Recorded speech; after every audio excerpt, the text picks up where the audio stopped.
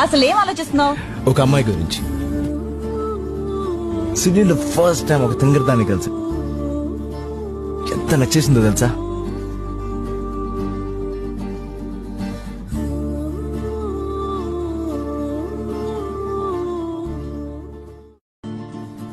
అసలు ఏం ఆలోచిస్తున్నావు? ఒక అమ్మాయి గురించి. సిడ్నీలో ఫస్ట్ టైం ఒక తింగరదాన్ని కలిసి ఎంత నచ్చేసిందో తెలుసా?